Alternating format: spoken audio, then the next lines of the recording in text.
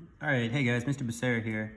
The purpose of this video is to introduce you to our next topic, something called simple interest. What simple interest is the extra money that someone would pay you back if they borrowed money from you, or the extra money that you would pay back if you borrowed money from someone else. Okay. This is commonly seen in the real world with loans, like student loans or loans to buy a house or a car, credit cards, and savings accounts. Savings accounts can use interest because savings accounts grow over time, and the way they grow is with interest. Okay. The way you calculate interest is with a formula. This formula is I equals PRT. The I stands for interest, so that's just the extra money that you pay back. It does not include what you borrowed in the first place. The P stands for principal. That's the amount of money that was borrowed. The R stands for rate, and that's the rate that's being charged. Usually that's like 5%, 10%, represented as a percent, but whenever we write it in the formula, we write it as a decimal. That's really important. And the T in the formula represents time. Some problems will use years for time, some use days, some use weeks, some use months.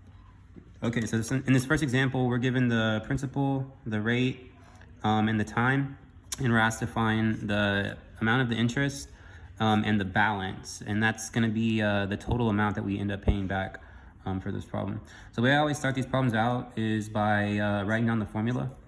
So I equals PRT.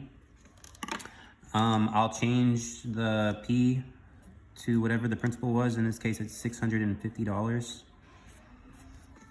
And then I'll change the R, or the rate, to whatever the percent rate was in this problem. So 4%, so 0.04. Then I'll change the T to the amount of time in the problem. So this is 2 years, so times 2. Whenever I type all this in my calculator and multiply it out, I end up getting $52. Okay, so in this problem, the interest was 52. The amount borrowed, or the principal, was 650. And then whenever I add these together to get the total amount paid back, I get $702.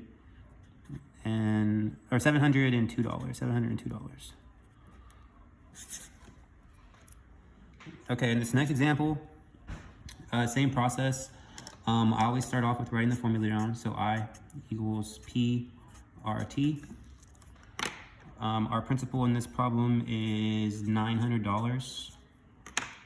The rate at which the money is being borrowed is 6%, so I'm going to change the R to 0.06. And then the amount of time in this problem is 7 years. Okay, whenever I multiply all these out, I end up getting an interest of $378.